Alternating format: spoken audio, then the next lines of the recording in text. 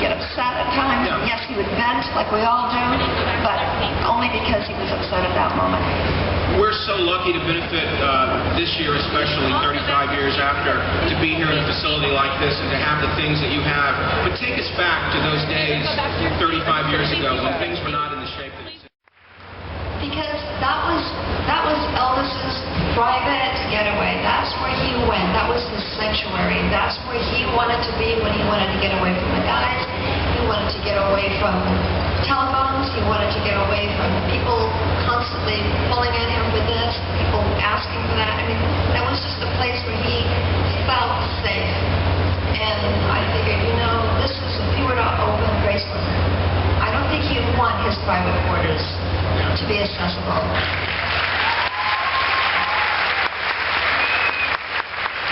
And it's very strange because when Lisa and I go up there, anytime when there's nobody around, we'll go up, and it's so eerie because I swear you feel his spirit. It is just amazing. And it definitely was the right thing to do. And I just feel, too, that sometimes, you know, Lisa and I always said that when you walk into Graceland, we've been there so much, and that house is so much a part of him, that I can see him walking down the staircase. I can feel him there, and I do believe that. So you all are really blessed because I think he's there, and he's happy that it all notice when I look out and I see how many people are here today. I look at, you know, being the 35th anniversary and the amounts of people that come here every single year. I look at that because when we opened Graceland, Jack Soden and I will never forget the day, 1982, and I'm going to repeat his statement, is that because we sent out invitations, but you know we never got any RSVPs on who was coming or not. So we didn't know if it was going to be 10 people, 100 people, maybe 1,000 people. You know, we had no idea. And of course, the investment that we put in, we got back, I believe, was in like a month. I mean, we were able to accomplish what we set out to do. So that, to us, is really our proudest moment to see again that it's continuing.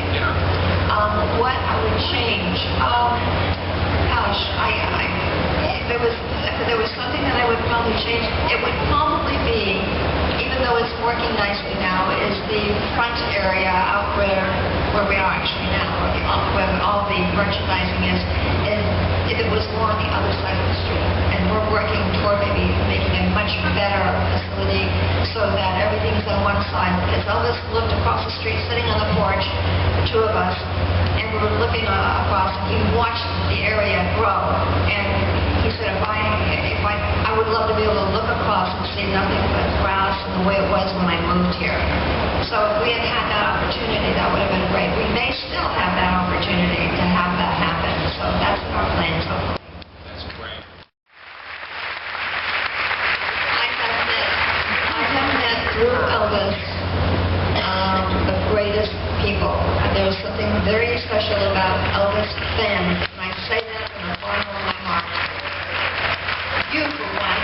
I mean, we obviously have a lot of things in common that we love. First and foremost, Elvis, but it goes on to that. Movies, the Turner Classic movies. And you know, Elvis was a huge, huge old movie fan. I mean, we would stay up for hours. Well, the television would go off at 12 o'clock, but it would start, let's say, at 11 o'clock. You know, that's one of his biggest upsets with Memphis, was that the television would go off at 12. All three stations, all off at 12. And that's why we would go to the movies at night, because there was no television. He would have loved TCM. Oh my gosh, absolutely. Yeah, he would have. We would sit up and watch these old movies, and they're so sad, most of them. And both of us sitting there, we're both sitting crying. Baby, did you see that? Daddy should see this.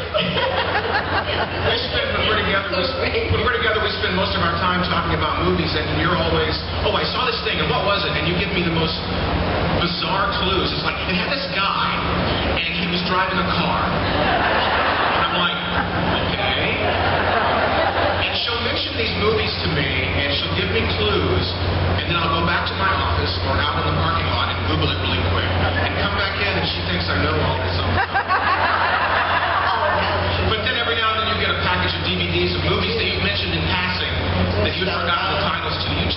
a movie once with Peter O'Toole as a German soldier, and we both didn't know the name, and I found out the name, and you said that was the first time you'd seen it since you watched it with Elvis. Yes. The Night of the Generals. Night of the Generals, that's Yeah. right. And there's another one you've never found, The Way of All Flesh. This is the one that he loved. Well, it was just so sad, but it was so touching, and you never found that. Yeah, we're looking. You've been looking for 3 years. I